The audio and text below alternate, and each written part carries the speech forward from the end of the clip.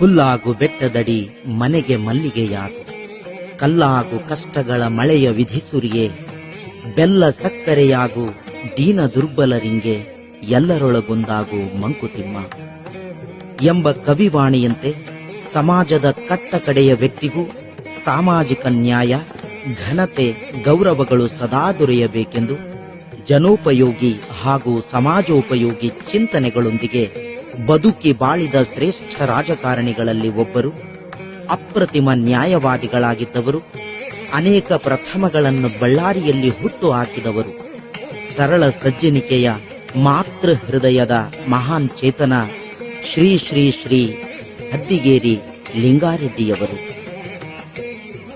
ಶ್ರೀ ಹದ್ದಿಗೇರಿ ಲಿಂಗಾರೆಡ್ಡಿಯವರ ಪೂರ್ವಿಕರ ಹಿನ್ನೆಲೆಯನ್ನು ನೋಡುವುದಾದರೆ, ನೆರೆಯ ಆಂಧ್ರ ಪ್ರದೇಶದ ಕರ್ನೂಲು ಜಿಲ್ಲೆಯ ಆಲೂರು ಮಂಡಲದ ಹದ್ದಿಗೇರಿ ಗ್ರಾಮದಲ್ಲಿ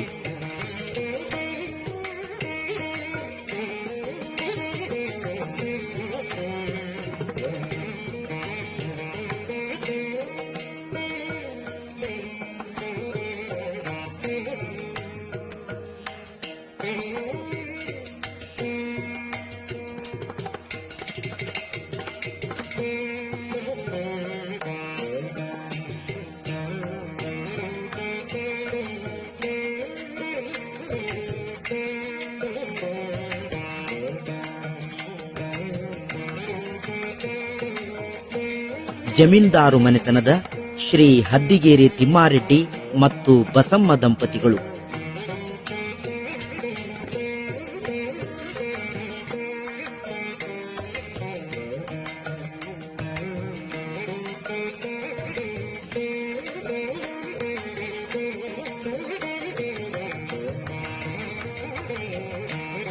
ಇವರಿಗೆ 5 ಜನ ಮಕ್ಕಳು: ಬಸವನಗೌಡ, ತಿಮ್ಮಾರೆಡ್ಡಿ, ವೆಂಕಟಾರೆಡ್ಡಿ, ರಾಮಕೃಷ್ಣಾರೆಡ್ಡಿ, ಹನುಮಂತರೆಡ್ಡಿ.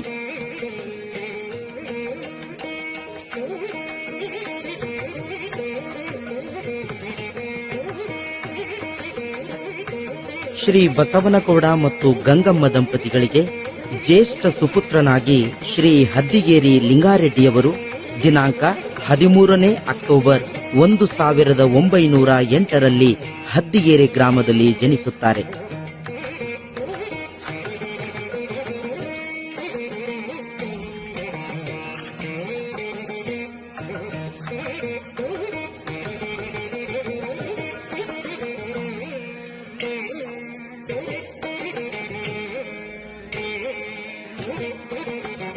ಇವರಿಗೆ ಇಬ್ಬರು